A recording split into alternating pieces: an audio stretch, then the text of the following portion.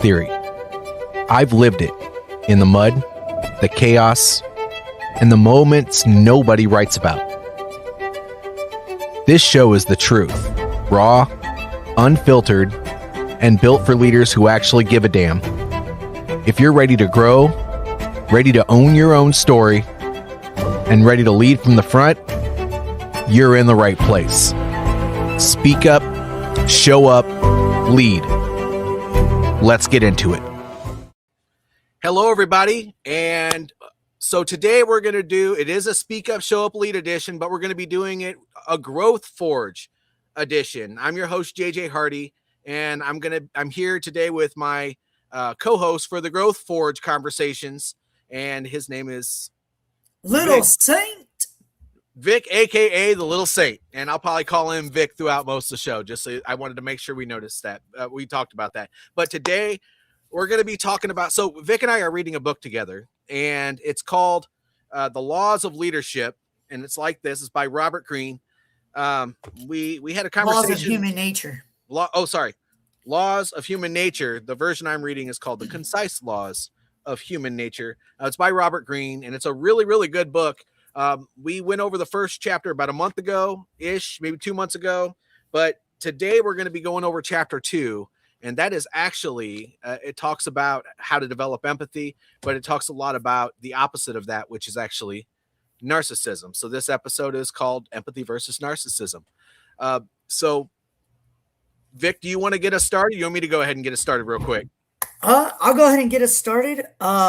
Pretty much the central idea of this chapter, chapter 2, if you do not have the book, go get the book. It's called The Laws of Human Nature by Robert Greene.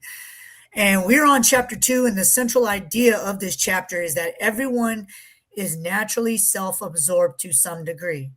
I mean, I'm not self-absorbed, but I am hot, But the people who become effective leaders, communicators, and influencers, I mean, who's not an influencer today? Pretty much everybody. But to learn to redirect their attention away from themselves toward understanding others is very crucial. So let's talk about the narcissism spectrum. Okay. We can get started with that. So first of all, this book classifies narcissism into a few categories, 3 of them actually. There are deep narcissists, functional narcissists, and then there are healthy narcissists, which, by the way, likely everyone should want to be that healthy version of the narcissist. We all have these qualities. I know some that are not. Well, but I mean, consider this, right? The reason that we want healthy narcissism is since we are human beings as a whole, we have to find a way to cope with our insecurities and cope with how we interact with the outside worlds and be okay with how that looks. It's our personality. It's our identity. It's creating who we are. So if we start off young and we don't do a great job at developing our identity, as we get older, it can turn into one that's very insecure, which is what develops into narcissism, or it can turn into a healthy version of how we interact with everything, which means we still need to be healthy with ourselves, but we also need to be healthy with how we interact with other people and develop empathy. Well, so deep narcissism is people it brings out insecurities on you. Yeah, it brings out insecurities, the need for attention, and the need for validation. So let me ask you this question. Yes. And we're being real. Let's be real. What insecurities do you have? I'll list. I'll name one of mine if you name one of yours. Sure. Well, one of mine, especially since I've retired from active duty, is that I've put on weight. That is a huge insecurity of mine. And so it's actually held my business back. It's held me back. And I think it has a lot of controlling factors in my life. And it turns into an unhealthy identity when I let it control me. And so mine is my weight, and I let it control me in a lot of ways. Like I talk about leadership. Well, how can I speak leadership if I'm not leading myself and making sure I'm taking care of myself as a 360? And that the reason that that's false, and I know this, but that doesn't mean my self-talk is any better, is because how many great leaders that are out there, and just because they've gotten older and they've gotten overweight, it doesn't make them any less of a good person or less of a leader. And so this is something that I've developed in myself. What about you? Funny thing is, I would probably have to say my height, because everybody picks on it, but I've gotten to the point where I had to get comfortable. And I think that's the thing that we have to be, is comfortable with what literally makes our insecurities. Yeah. Yep. And then moving forward, knowing that you still have those insecurities, which is interesting, which is why I always say get comfortable being uncomfortable, because it's never perfect. And Yeah. so we just got to make sure, in order for us to move forward and do what we got to do and be successful in the things that we have going on, we got to ignore that self-talk. But anyway, so that's the deep narcissist, the one that lets their insecurities completely take over, and they end up pushing those insecurities out towards other people and try to control everything outside of the things they feel like they can't control of their own. Yeah. Let's talk about the functional narcissist. Functional narcissist. Yes. Still possesses self-interest, but have enough self-esteem and emotional stability to focus on others. These are the people, when I went through the book, that I found very interesting. Oh gosh, I didn't write down the names, but they pointed out a couple very, there's a Mary Margaret. What was her name? It was from Mary Magdalene? Tolstoy. No. Anyway, there was a nun who actually had this functional type narcissism. She was able to feel empathy towards others, but it was kind of like a false version of empathy, because it was only serving her. So even though it was, she was still able to go out there and help people and other stuff like that, it was really for her own selfish purposes. And that was where the functional narcissism came in. And I find that very interesting, because, when you see people helping others, you automatically think, wow, they must be an amazing person.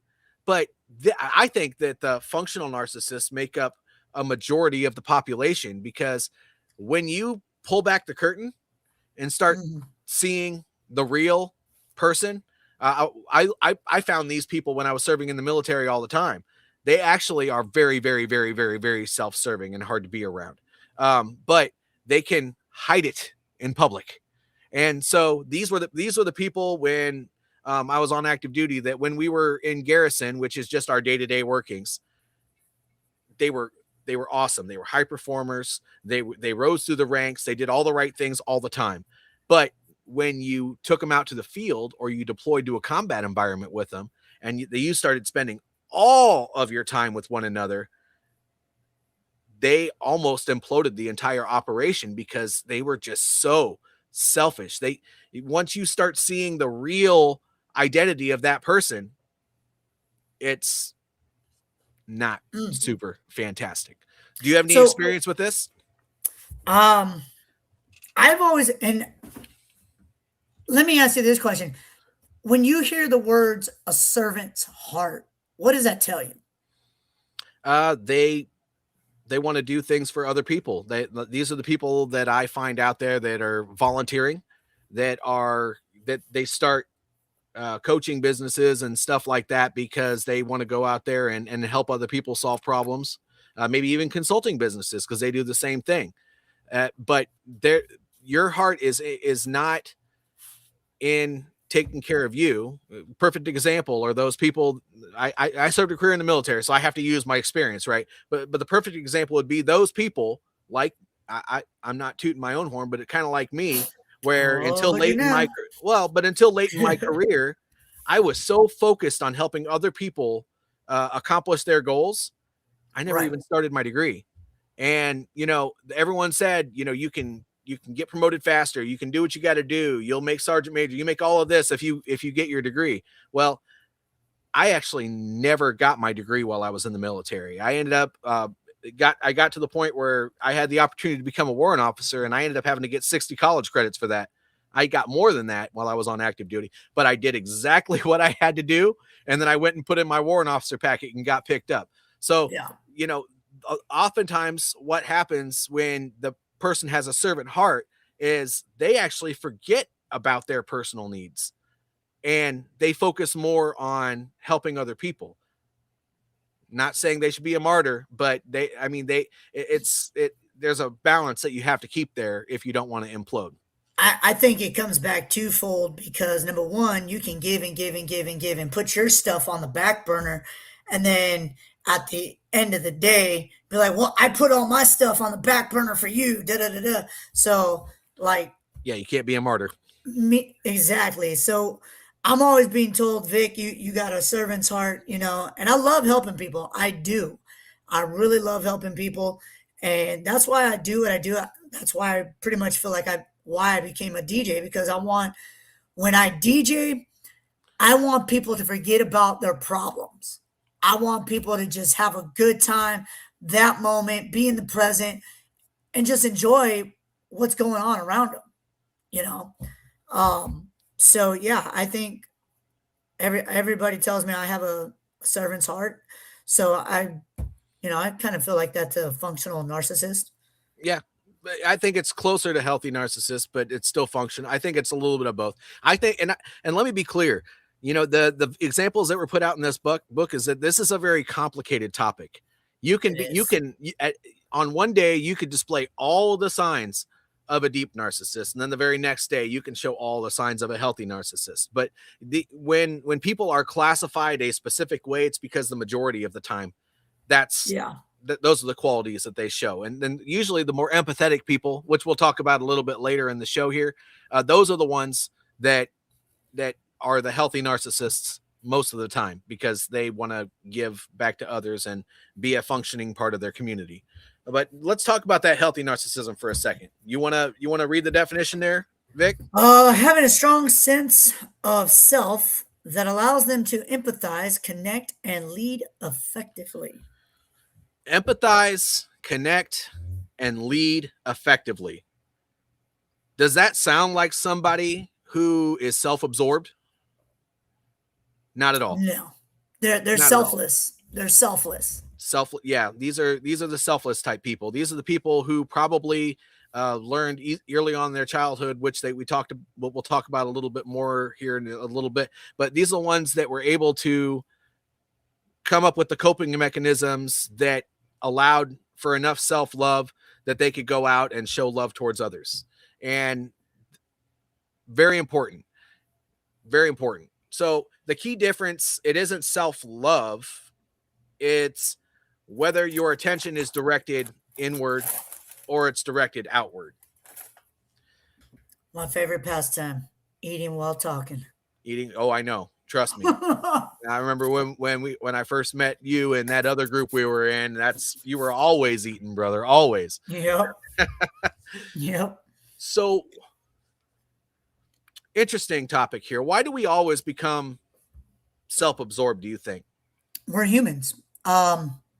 We need attention, recognition, and connection. I think if you're self-absorbed, man, I cannot talk today. I think if you're self-absorbed, you're selfish. Yeah. Self-centered.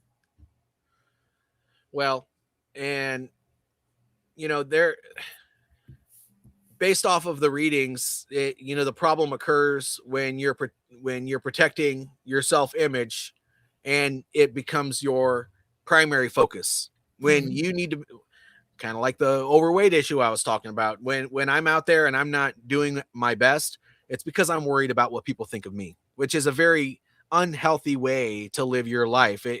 You start developing other coping mechanisms that aren't healthy with the way you exist when you're being around other people. Right. So, but when that happens, we start taking things personally. We get defensive.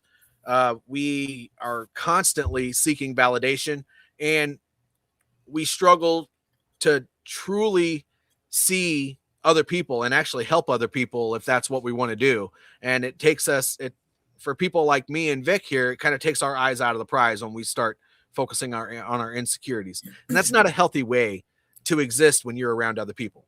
You hurt my feelings. And well, you know what? I think too, when we seek validation, I've always been like this, where there's a lot of people out there that do seek validation, and it could lead to one of two things. It could lead to trauma that they've had in their past, because they weren't accepted, they were always rejected, and I think also that that just I just had a thought where a lot of people become a narcissist because they have been rejected, you know. Well, actually, you're getting a little ahead of yourself, but that's exactly I'm what not the book ahead of myself. I'm right. I was the last person picked on the dodgeball team, or Oh if we my God. played basketball. They made a song about you, didn't they? Yeah. I believe I can fly. Oh, I thought it was I wish I was a little bit taller. Yeah, I mean, I can't go into Walmart without a grown up nowadays, because every time I go in there, I yell for help. You got 20 employees and a security guard coming in, and they're like ready to beat somebody up. And I just need that thing on the top shelf. That's it. Yeah, they made those shoes back in the day, those little bounce trampoline shoes. They made those for you. Sorry. No. Yeah. Okay. But anyway, moving right along. No, this is fun. Anyway, so this affects. Let's go over how this affects each level of narcissism, and then we're going to. I already struggle to see people. I'm too short. You struggle to see people? Yeah. Well, you should have all the struggle mentors in the seeing over world. people. Well, so you should have all the mentors in the world because you have plenty of people to look up to. Exactly, right? Exactly. I've always said, and that just brings me to this.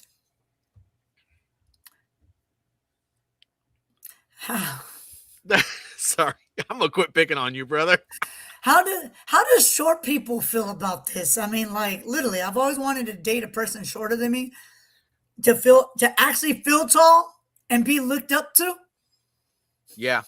Well, and on the other side of that, that's a double-sided thing because I mean, even my daughter, who's almost my height, I'm 5'10", she's always saying that she can't date a guy unless he's taller than her.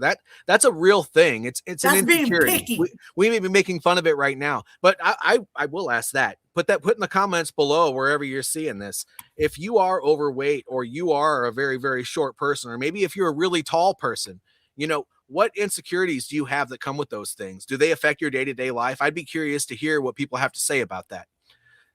Yeah, put a comment below. I'm interested to hear what you have to say about that. Matter of fact, if you're listening live on our broadcast, because we are broadcasting from the Vibe radio station, you can call into 323-592-9235 and tell us about your insecurities and how you feel about that as well. And I need to point out for all these other platforms here, if you're on Spotify, you just get published when you get published. But if you're live on all my platforms right now, I'm going to say that this is actually a pre-recorded live, so likely we're not going to be replying to you immediately. We're going to be replying to you within the next few hours.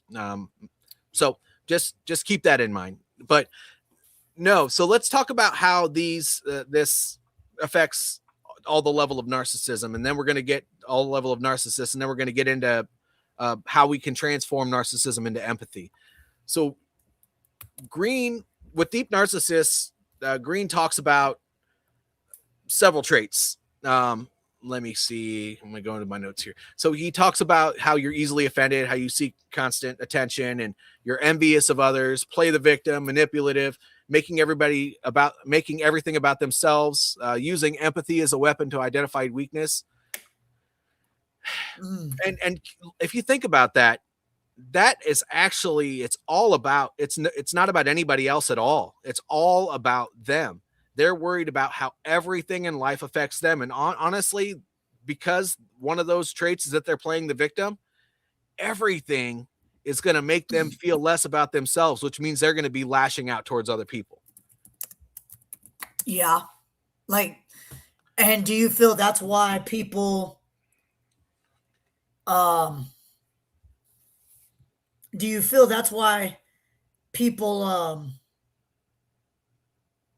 give me 1 second. People are so angry at the world, at people. Yes, these are the type of people that probably have a lot of trauma in their childhood, and they were never able to develop the level of self-love that they need to be able to function in the world and really appreciate other people for what they bring to the table.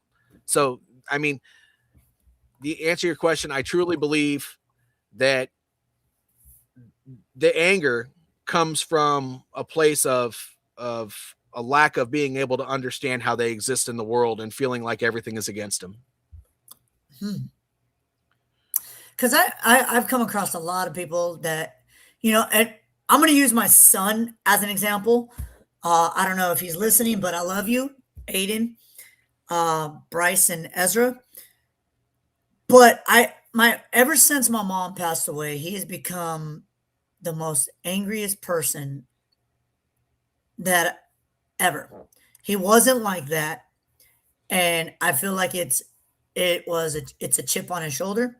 I don't know, but I'm trying to figure him out. I'm trying to find out where his head is with all this.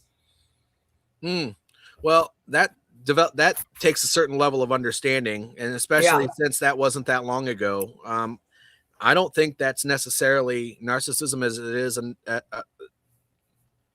But interestingly enough, we're going to be talking about stuff like that here once we start talking about empathy, because with a kid like that, with them, because I'm going through some stuff with my son as well, and with a kid like that they're still in their development stage,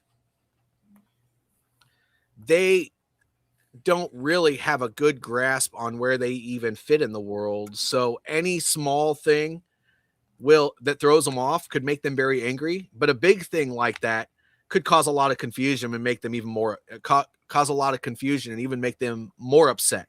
So, I mean, this is where the empathy for us comes in, for us, the parents, because we need to see where they're coming from, as hard as it may be, because they're teenagers. We already know this. They're all over the map anyway.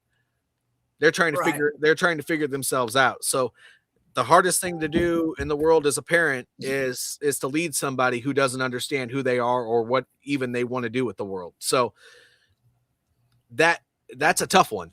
That's a really tough one. Once again, if you are listening to us live through the Vibe radio station, we're talking about the laws of human nature and talking about chapter 2, transforming self-love into empathy. And we are talking about why we become self-absorbed and deep narcissists. So if you have anything you want to add, feel free to dial in to 323-592-9235. And you'll hear us on Spotify and all of JJ's platforms. Yep. So let's move right along here. So now let's start talking about empathy as a skill. We're getting a little bit farther ahead. So empathy is a skill. In this part of the chapter, they start arguing about, well, not arguing, it makes the argument that empathy is not simply just being nice. It's doing things like observing without judging, understanding where another person's perspective, which is where this is why we're jumping here, because this is where we talked about what we just talked about with your son. Yeah. And my son.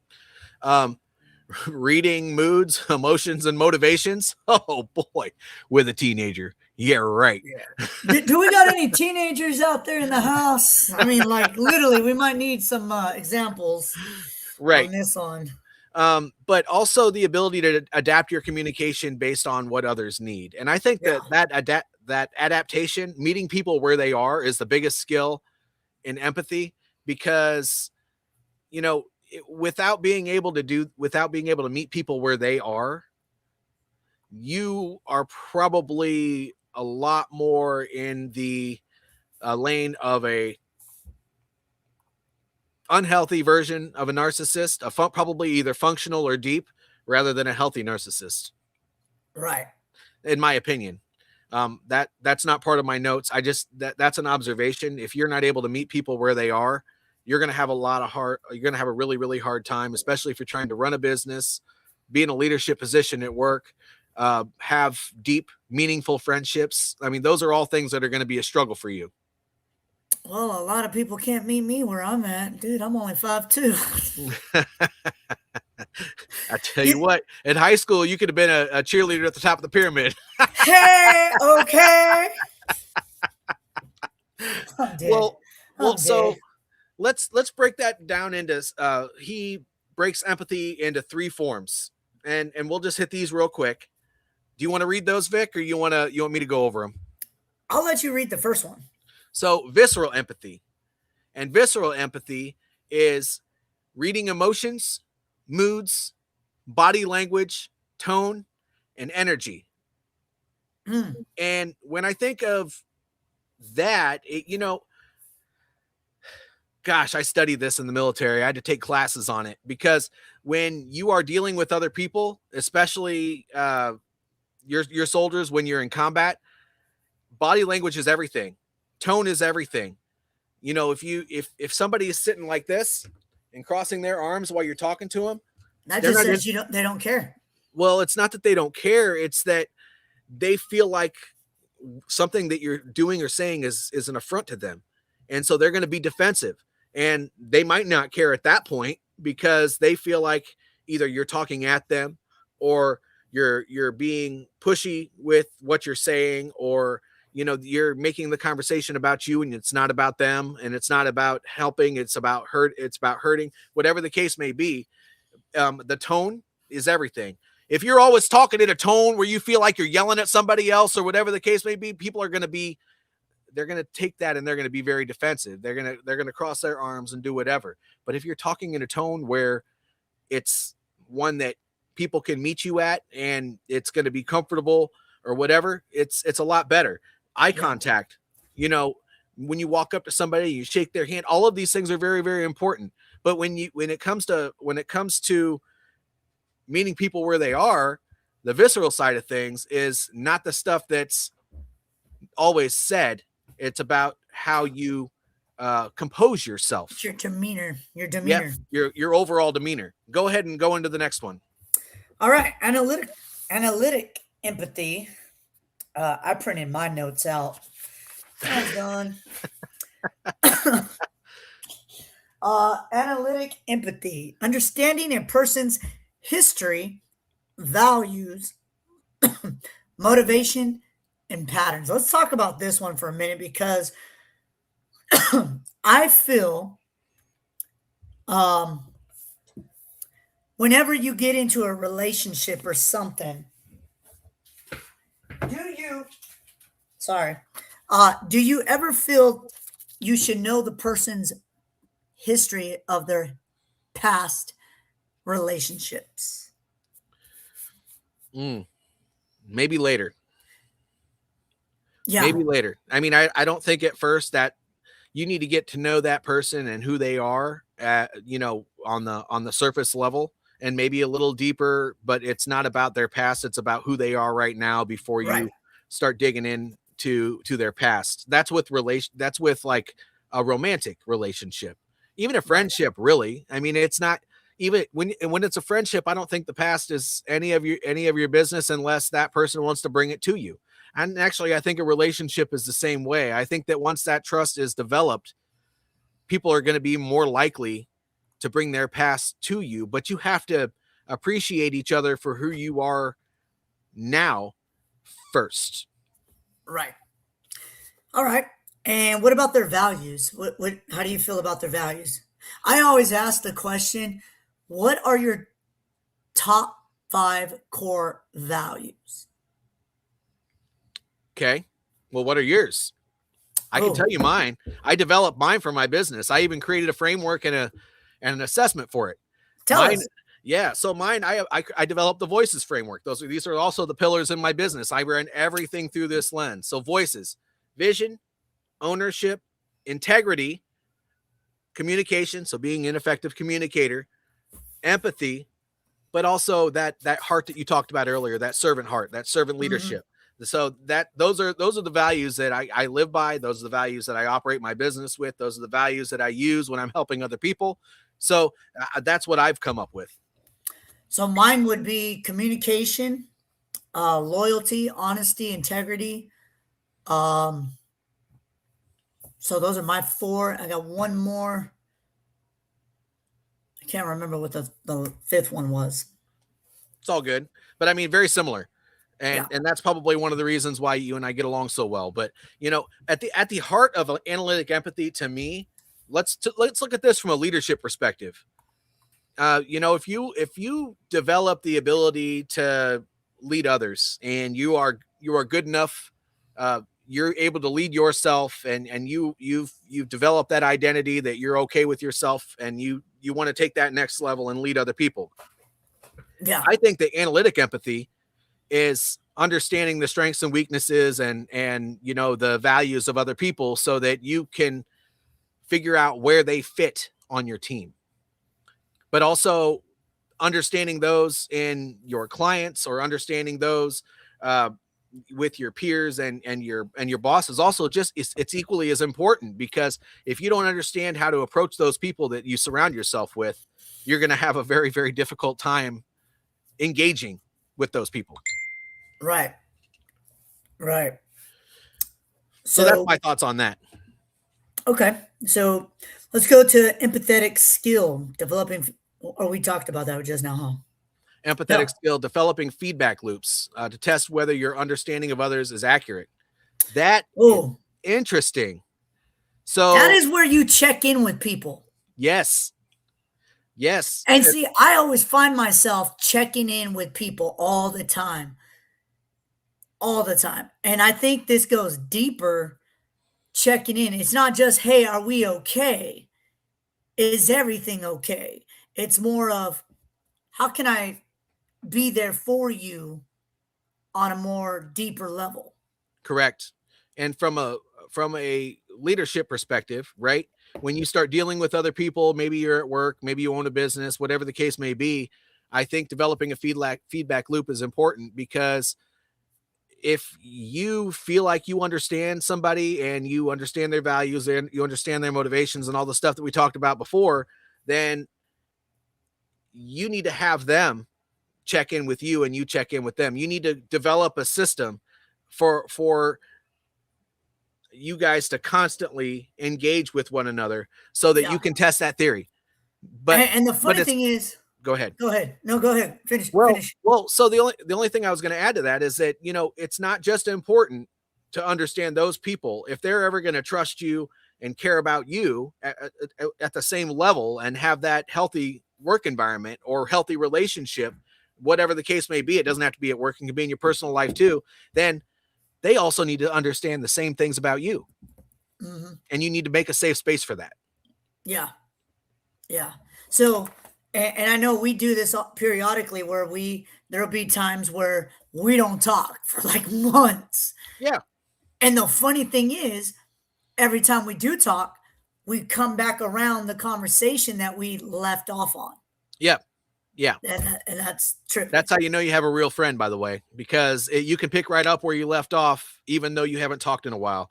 I have other friends that are the same way. And that's why I trust you enough to have these conversations live. I don't do that with everybody, but it's just because we are on the same sheet of music, and you need to do that. So if you own a business and have a team, or if you have friends or whatever the case may be, you need to create that safe space, so that no matter where you are in your trust level for each other, you have enough trust for each other to be able to re-engage and not make it weird. Because when it's weird, you close yourself off. You need those engagements to be open.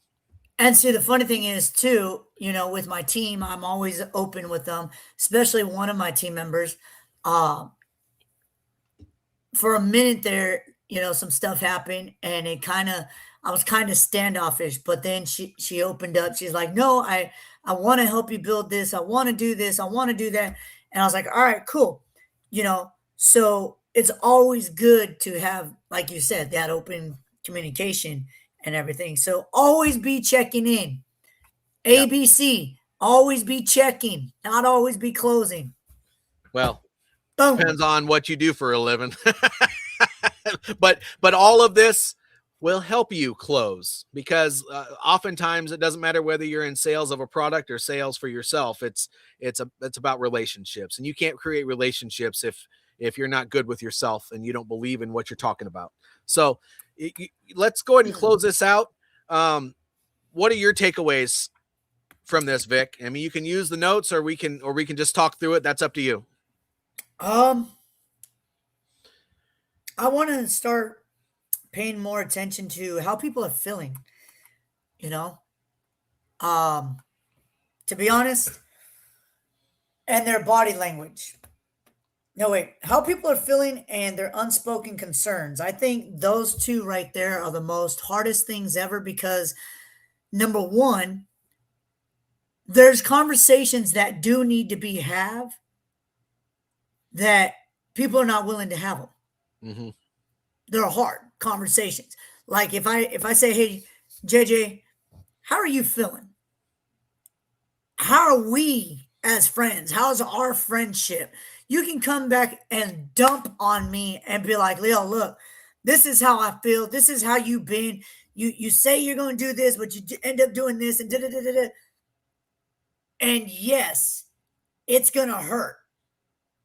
So my takeaway is I need to pay more closer to how people around me are feeling and unspoken concerns.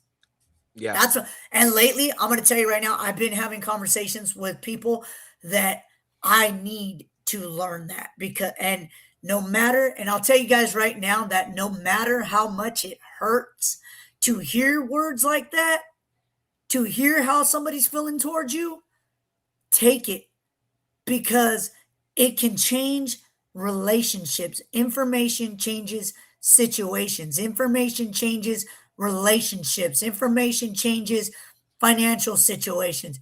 You never know. So what people are feeling and their unspoken concerns is what I'm going to take away.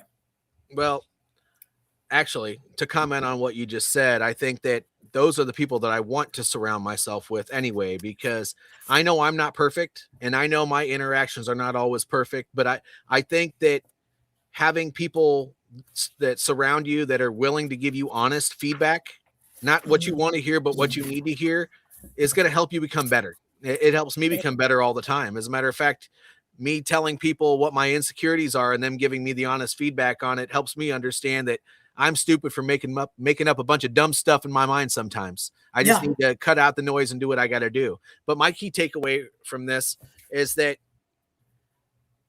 very, very few times in your life will life be only about you. You can't live life alone.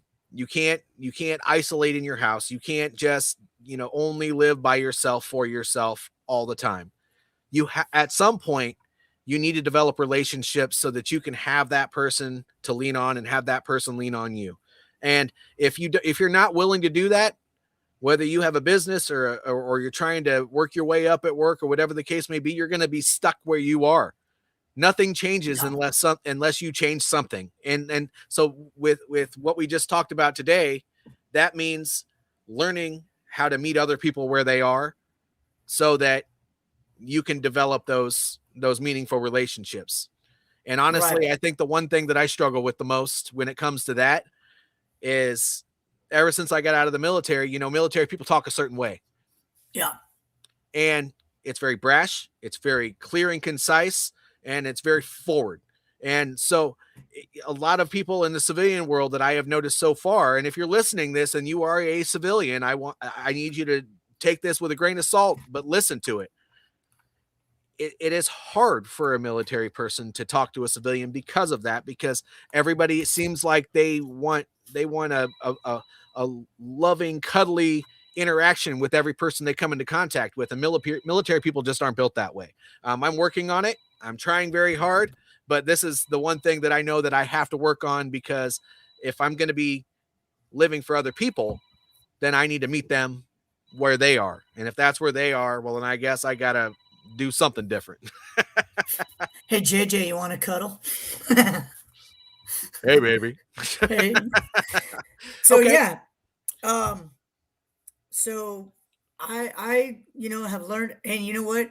There are things in this book and things that we're talking about that I see myself as, you know, one of the things that I don't do and I need to start doing it is shutting the hell up and letting people talk Yeah. Active because I always listening. end up cut them off. I end Yeah. up cutting them off. Active listening. You know, Yeah. who was that who said that?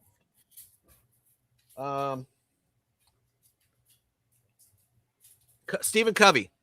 He said, "Seek to understand, then to be seek to understand, then to be understood." Right. Yeah. Sorry, I had a brain fart there, but I knew who that was. I just had to think about it for a second. No, I Hey, think you that's a lost some weight when you farted. woohoo. That's a win for the day. Right. So I think that's great.